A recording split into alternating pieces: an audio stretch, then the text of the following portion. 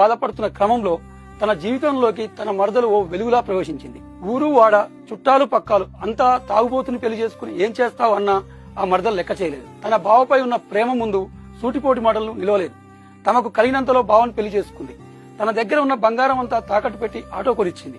నెమ్మదిగా తన బావని మద్యానికి దూరం చేయడం ప్రారంభించింది. హ్యాపీగా ఆటో నడుపుకుంటూ సాగుతున్న వారికి 2 పిల్లలు కూడా కలిగారు. పట్టణానికి కాపురం మార్చారు. అంతా సజావ సాగుతున్న సమయంలో పిల్లల్ని మీ తండ్రి ఏం చేస్తాడు అని అడిగితే ఆటో డ్రైవర్ అని చెప్పడం చూసిన ఆ ఇల్లాలు మనసు చివుక్కుమంది. తన భావస్థాయి ఇది కాదని ఆమె మనసుకు తెలుసు. తన భావన ఉన్నత స్థానంలో నిలుస్తాడనే నమ్మకం ఆమెది.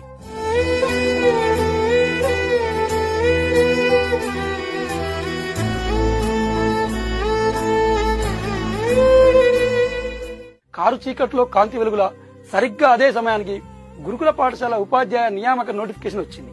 ఈ అవకాశాన్ని వదిలిపెట్టొద్దనుకుంది. వెంటనే ఆ మరదలు బావను చదవాలని కోరింది. షాక్ అయిన ఆ భర్త ససేమీరా అన్నాడు, మన పరిస్థితులేంటి? రెక్కాడితే గాని డొక్కాడని బతుకులు మనవి.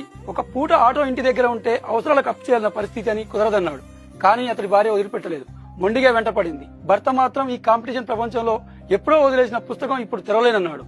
అందుకు ఒప్పుకొని భార్య అతడి ప్రతిభ గురించి రోజూ చెప్తూ చివరాఖరికి ఒప్పించింది. ఇల్లు గడవడం కోసం తాను ప్రైవేట్ టీచర్ అయింది. ఉన్న ఆటో అమ్మి 3 నెలల సరిపడా సరుకులు తెచ్చింది. బావకు పూర్తి స్వేచ్ఛనిచ్చి ఫుల్ కాన్సన్ట్రేషన్ తో చదువుకోమని ఏర్పాటు చేసింది. ఆ వ్యక్తికి మాత్రం తన ఏజ్ 40కి వచ్చిందని, ఇక ఏ ప్రభుత్వ జాబ్ కి అర్హుడని కాననే విషయం తెలుసు.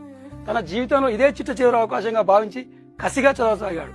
ఆ కష్టం ముందు ప్రభుత్వ ఉద్యోగం మోకరిల్లింది. ఆ ఆదర్శవంతమైన దంపతులను మా ప్రతినిధి ప్రేమ్ మీకు పరిచయం చేస్తాడు. పాలమ్మినా పూలమ్మినా ఎమ్మెల్యేనైనా ఎంపీనైనా మంత్రినైనా ఇలాంటి మాటలన్నీ మనం మన మాజీ మంత్రి మల్లారెడ్డి గారు చెప్తుంటే వింటుంటాం. కానీ ఈ రోజు ఒక స్పెషల్ పర్సన్ ని మీ ముందుకు తీసుకొస్తున్నా. బర్లు కాసిండు, గొర్రెలు కాసిండు, ఆటో నడిపిండు, ప్రైవేట్ టీచర్ గా పనిచేసిండు, పడరాని పాటలు పడ్డిండు. ఈ రోజు ఒక టీచర్ గా 10 మంది విద్యార్థులకు చదువు చెప్పే సారైండు. నల్గొండ జిల్లా మిర్యాలగూడ పట్టణానికి చెందిన కట్ట సోమిరెడ్డి అనేక కష్టాలు పడి అనేక బాధలు పడి ఇక ఇదే నా జీవితం, ఇప్పుడు కూడా ఉద్యోగం రాకపోతే నా బతుకు వేస్ట్ అనుకునే టైంలో కష్టపడ్డాడు. 1 సంవత్సరంన్నర కూర్చుండు, ఆటో తోలుతూ కుటుంబాన్ని పోషిస్తూ ఒక ఉద్యోగం అయితే సాధించిండు. ఎంతో మందికి ఆదర్శంగా నిలుస్తున్న అతన్ని ఈ రోజు మీ ముందుకు తీసుకొస్తున్నా. నమస్తే సోమిరెడ్డి అన్న, సిన్సియర్ గా చదువుకుంటారు, బాగున్నారా?